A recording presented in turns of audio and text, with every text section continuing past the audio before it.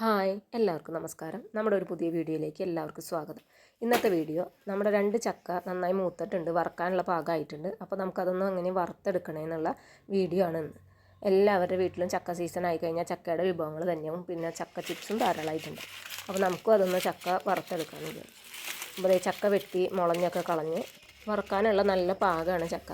അപ്പോൾ നമുക്ക് ഞാൻ അടുത്തതും കൂടി ഒന്ന് വെട്ടി നോക്കാമെന്ന് വിചാരിച്ചു. അപ്പോൾ അടുത്തതും ഒന്ന് വെട്ടി നോക്കി. അപ്പോൾ അതും നല്ല പാകത്തിലുള്ള ചക്കയാണ്. അപ്പോൾ രണ്ടും നമ്മളൊന്ന് വറുക്കുക. ഈ ചക്ക നമുക്ക് വറക്കാനായാലും പഴുക്കാനായാലും നല്ല ചക്കയാണ്, വരിക്ക ചക്കയാണ്, നല്ല മധുരമുള്ള ചക്കയാണ്. പഴുത്ത് കഴിഞ്ഞ് ചക്ക വെട്ടി അതിലത്തെ മുളഞ്ഞൊക്കെ കളഞ്ഞ് നമ്മൾ ഇനി അതിനെ പീസാക്കുകയാണ്. ഇത് അമ്മ തന്നെയാണ് ചെയ്യുന്നത് കേട്ടോ. അമ്മയ്ക്ക് വേറൊരാൾ പീസാക്കുന്നത് ഇഷ്ടമല്ല. കാരണം ഞാനൊക്കെ പീസാക്കുമ്പോൾ 4 പീസ് പോലെ അങ്ങനെയാണ് ആക്കുക. അപ്പോൾ അതിൽ നിന്ന് ചുള മുറിഞ്ഞു പോകുന്നതാണ് അമ്മ പറയാറ്. അപ്പോൾ ഇങ്ങനെ വെട്ടി കഴിഞ്ഞാൽ ഒറ്റ ചുള പോലും മുറിഞ്ഞു പോവില്ല. അതുകൊണ്ട് ഇങ്ങനെ വെട്ടാനാണ് എപ്പോഴും പറയുക. ഇങ്ങനെ വെട്ടാൻ എനിക്ക് അറിയാത്തതുകൊണ്ട് ഇത് അമ്മ തന്നെയാണ് ചെയ്തത്. 2 വശത്തും വെട്ടോത്തി കൊണ്ട് വെട്ടി അത് കൈകൊണ്ട് അടർത്തിയെടുക്കുകയാണ് ചെയ്യുന്നത്.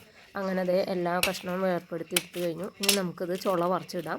അപ്പോൾ അതിൻ്റെ മുന്നിഭാഗം ഒന്ന് ചെത്തി കഴിഞ്ഞാൽ വേഗം നമുക്ക് ചുള വറക്കാനായിട്ട് കിട്ടും. അപ്പോൾ അതേ മുന്നിഭാഗമൊക്കെ ചെത്തി ചുള വറച്ചിടുകയാണ്. ചൗണിയൊന്നും ഇപ്പോൾ തന്നെ മാറ്റണില്ല. അത് നമുക്കത് കഴിഞ്ഞിട്ടാണ് ക്ലീൻ ചെയ്തെടുക്കുക. അപ്പോൾ അതേ ഒരു ചക്ക പറിച്ച് കഴിഞ്ഞു നമ്മുടെ. ഇനി അടുത്ത ചക്കയുടെ പണിയിലേക്ക്. അടുത്ത ചക്കയും അതുപോലെ തന്നെ വെട്ടി ചെറിയ പീസുകളാക്കി തന്നിട്ടുണ്ട്. ഇനി ഞാൻ അതിൻ്റെ ചുള പറിച്ചു തുടങ്ങി. ചുള പറിക്കാനൊന്നും ഒരു ബുദ്ധിമുട്ടില്ല. ചില ചക്കകൾ നമുക്ക് ചുള പറിച്ചെടുക്കാൻ നല്ല ബുദ്ധിമുട്ടായിരിക്കും. ഇത് നല്ല വലിപ്പമുള്ള ചുളയാണ്, പറിച്ചെടുക്കാനും ഒരു ബുദ്ധിമുട്ടില്ല. അതുകൊണ്ട് തന്നെ വേഗം നന്നാക്കൽ നമുക്ക് എളുപ്പത്തിൽ കഴിയും. ചക്കയുള്ള എല്ലാ വീടുകളിലെ പോലെ ചക്ക സീസൺ തുടങ്ങിയാൽ ഞങ്ങളുടെ വീട്ടിലും അതെ ചക്കലിശ്ശേരി, ചക്കപ്പേരി, ചക്ക കൂട്ടാനൊക്കെ ആയിട്ട് ഇടയ്ക്കിടയ്ക്ക് ചക്കയുടെ വിഭവങ്ങൾ തന്നെയാണ് ഉണ്ടാക്കുക. ചക്ക ഒരു സീസണിൽ മാത്രം കിട്ടണതുകൊണ്ട് അധികം വേസ്റ്റ് ചെയ്തൊന്നും കളയാറില്ല. എങ്ങനെയെങ്കിലും ആയിട്ട് നമ്മൾ ഉപയോഗിക്കും. നമ്മുടെ ചക്കച്ചുളയൊക്കെ പറിച്ച് ഒരുവിധം കഴിഞ്ഞിട്ടുണ്ട്. ഇനി നമുക്കിത് ക്ലീൻ ചെയ്തെടുക്കണം. ചക്കച്ചുളയുടെ ചൗണിയൊക്കെ കളഞ്ഞ് അതിൻ്റെ കടഭാഗവും തലഭാഗവും അരിഞ്ഞ് നമ്മൾ മാറ്റി വയ്ക്കും. അത് നമ്മൾ ചക്കച്ചുള വറുത്തെടുക്കണ പോലെ തന്നെ വറുത്തെടുക്കാറുണ്ട്. നല്ല ടേസ്റ്റാണ്.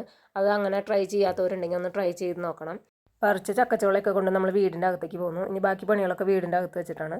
മുഴുവൻ ചുളയും ക്ലീൻ ചെയ്തെടുത്തതിന് ശേഷമാണ് ഞാൻ അരിഞ്ഞ് തുടങ്ങാറുള്ളത്.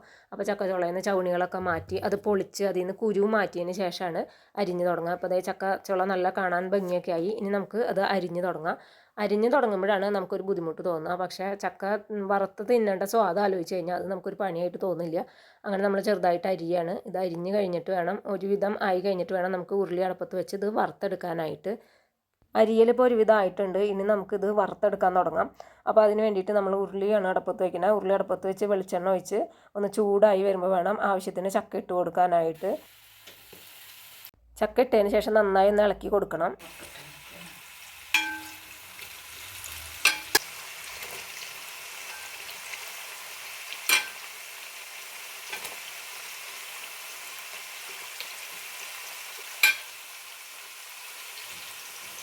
ചക്കച്ചുള വറുക്കാനിട്ട ശേഷം എപ്പോഴും ഇളക്കി കൊടുത്തുകൊണ്ടിരിക്കേണ്ട ആവശ്യമില്ല. ഇതൊന്ന് ഇടയ്ക്കൊന്ന് ഇളക്കി കൊടുത്താൽ മതി.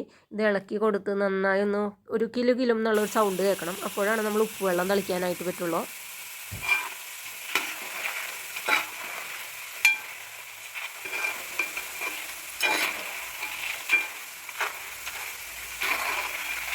ഉപ്പ് വെള്ളം തളിക്കാനുള്ള പാകമായിട്ടുണ്ട്. ഇനി നമുക്ക് ഉപ്പ് വെള്ളം തളിച്ച് കൊടുക്കാം.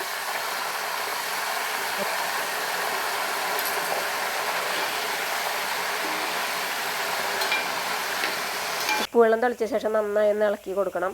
അല്ലെങ്കിൽ ഉപ്പ് ഒരു വശത്ത് മാത്രമായിട്ടിരിക്കും. അപ്പോൾ അതുകൊണ്ട് തന്നെ നന്നായി ഒന്ന് ഇളക്കി കൊടുത്ത് ഉപ്പ് എല്ലായിടത്തും ആവുന്ന വരെ ഒന്ന് യോജിപ്പിക്കണം. ഇത് കഴിഞ്ഞ് വീണ്ടും നമുക്ക് ഒരു കിലുകിലെന്നുള്ള സൗണ്ട് കേൾക്കുമ്പോൾ വേണം ഇതിന് കോരി മാറ്റാനായിട്ട്.